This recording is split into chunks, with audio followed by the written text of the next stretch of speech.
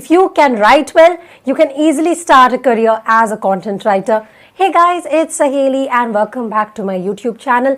In today's video, I'm going to tell you step by step the things you need to do in order to become a paid content writer.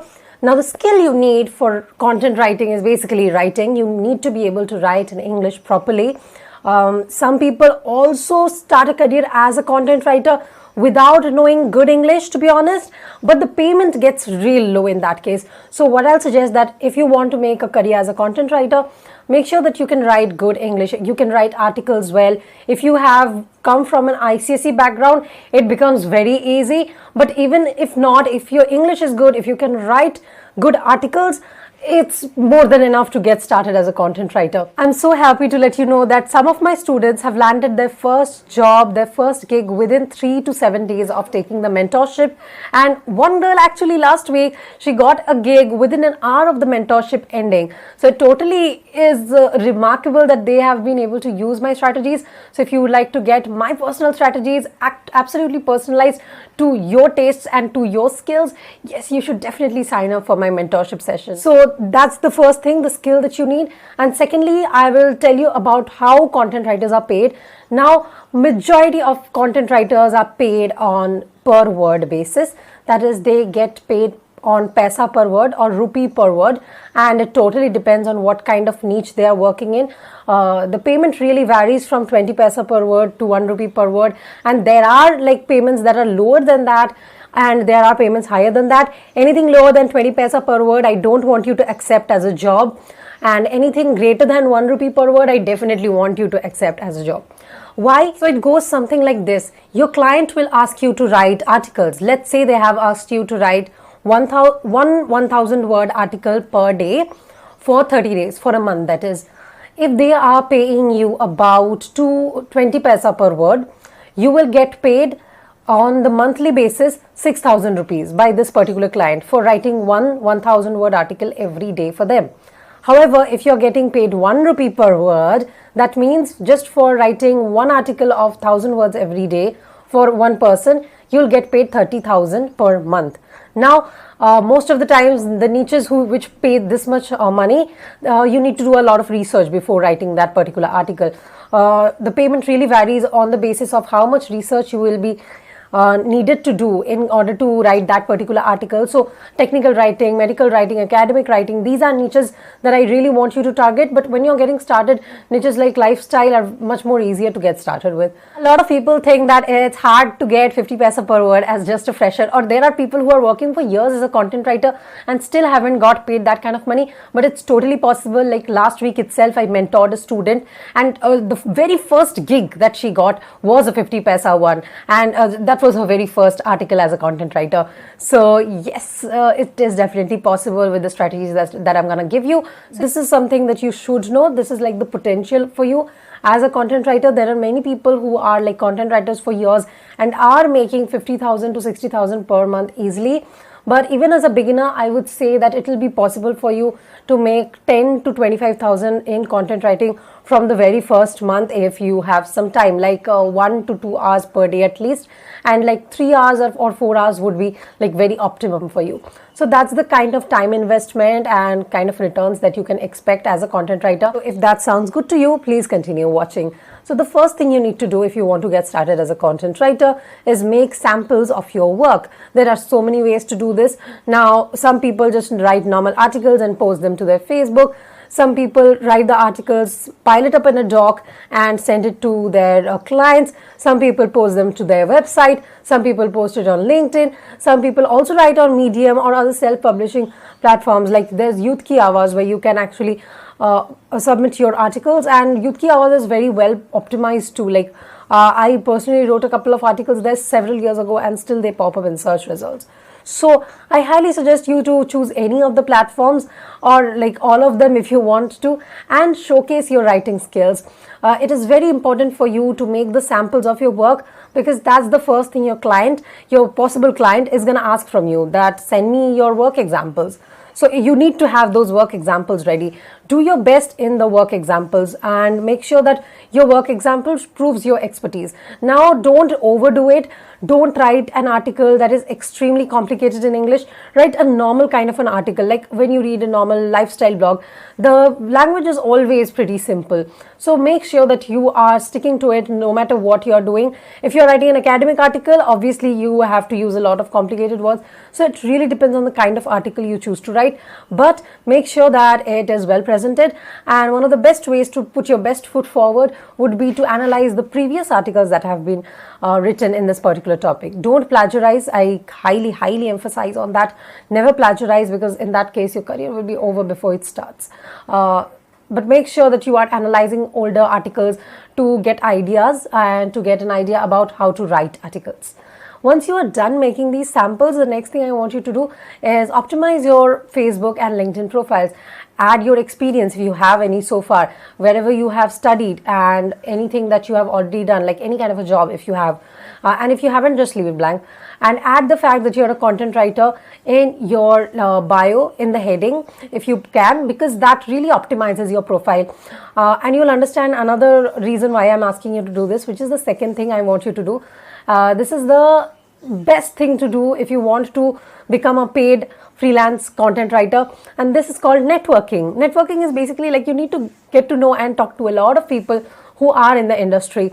One of the biggest reasons I got my first freelance content writing gig at 15 was that I had this person in my friend list who was a writer, and that person kind of needed to hire someone else to write articles for him because he had a lot of articles to write. So let's say he was getting paid like 50 paisa or 60 paisa per word, but he paid me 20 paisa per word to write that article. So anything in between, he took it. So a lot of work in content writing happens to moderators, like people who are like in the middle. So yeah, it was something like that. But I was just 15 years old. It was good enough for me, and I got started. It was my first exposure to the world of content writing, and I only got it because I had a writer in my friend list. So what I want you to do is network with a lot of content writers, network with a lot of people who hire people who are content writers. The best way to do this is just search for the term content writing on the search bar of Instagram, LinkedIn, Facebook. The people who are content writers, they probably would have added the fact that they are content writers in their bio, just like you are going to do. So the names are going to pop up immediately. You're going to know who these people are, and you will be able to add them to your friend list, and you will be able to talk to them, and they will be so helpful to you. I would say like out of 10 people you add, 2 to 3 people would actually become really nice and really good friends with you. And if they are not, you're probably not networking right. And the next thing is actually networking right. Networking right means that you have to approach these people in a nice way. What happens is that, like, even when I was getting started, even when I was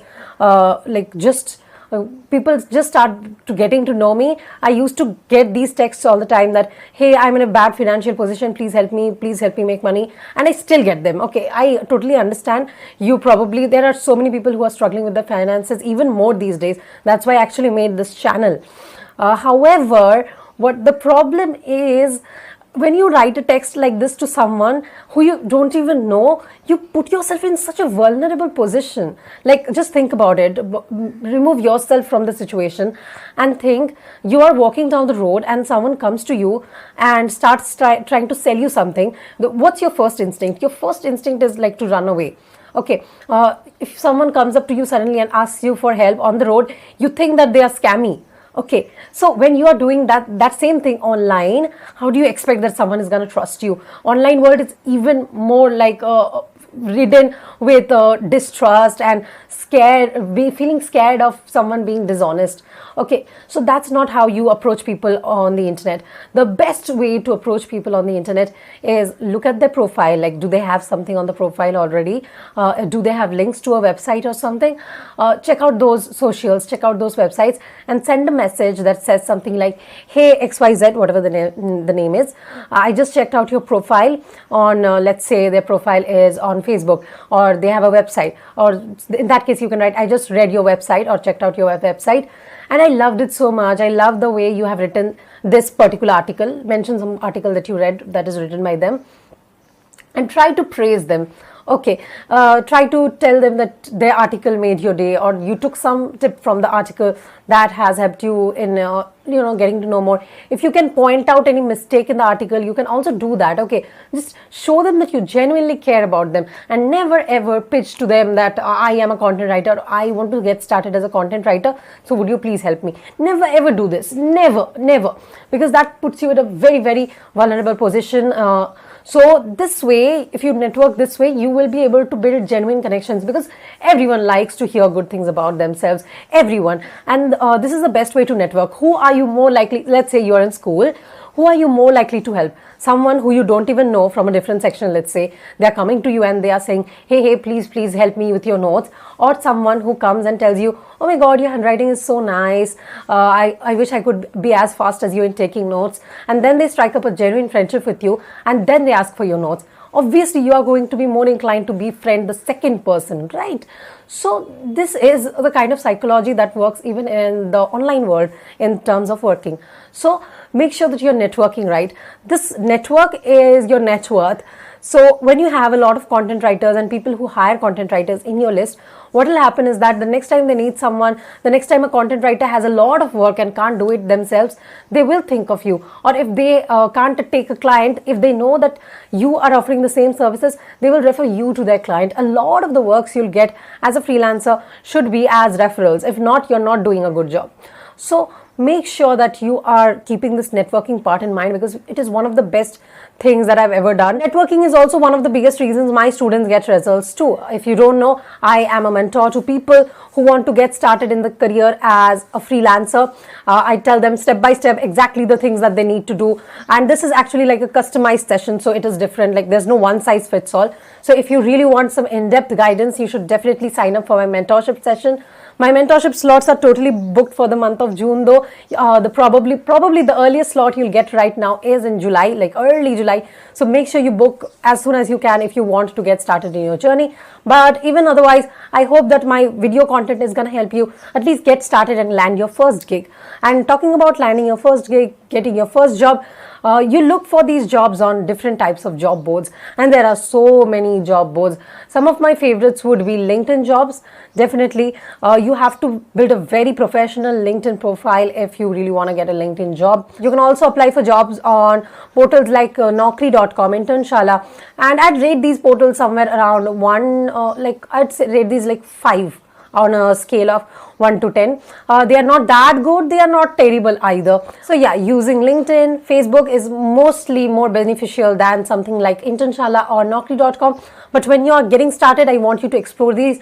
What I never want you to use is something like Upwork or Fiverr. Like they're very, very bad platforms to get your jobs as freelancers, because it's so price competitive. Like no matter what price you offer, someone would be ready to offer even more at even less price, and there's only so low that you can offer as a rate. So I don't suggest a platform like Fiverr, Upwork. There are people who do work on Fiverr, Upwork, but also it's very hard to get started as a beginner on Upwork, because your experience shows, and the person who is hiring, they'll be able to see once you apply that how much experience you have. And if you don't really have a lot of experience, they are not going to hire you. So it gets very hard to get a job as a fresher in Upwork or Fiverr. So yeah, keep that in mind, and yeah, I hope that helps you land your first gig. Once you land your gig, make sure that you're doing some background research on the person you're working for. Look at their socials. Do they look legit? Do they have a legit website? If they don't have a legit website, at least do they have some other social media handles? Try to take their number. There are a lot of things you should do as precautions so that you don't get frauded. I have never gotten frauded, nor have my students so far, but make sure that you still take this precaution steps, because there are people who have been cheated on the online community, and you should definitely beware when you're working online of the people you meet. But with a little bit of precaution, things are going to be totally fine. Trust me on that. I have worked as a content writer for over 2 years before shifting to more high-paying niches like copywriting, marketing, social media managing. But I would say this, even today, content writing is one of the best things and one of the easiest things to get started with as a freelancer. So you should definitely look into this. I hope that this session has been helpful for you. If it has, give this video a big fat thumbs up. Share this video with someone who wants to make money in content writing, or who has the skill of writing and doesn't know yet that they can make a lot of money with content writing. I will try to make a video on copywriting, another very high paying skill if you are good at writing. And if you want my personal guidance as a freelancer, make sure that you're signing up for my one-on-one freelance mentorship. Link will be in the description below. So in this session, I basically talk to you about your skills, understand where exactly are you from and what exactly can you do depending on your personal schedule. And I totally personalize this session so that I can give you the best that you can get out of your schedule, out of your skills within a month. So make sure that you're signing up for the mentorship session if you want my personal guidance in order to get started making money online as a freelancer. I hope that this video was helpful. I'll be back with another video next week. Till then, bye bye.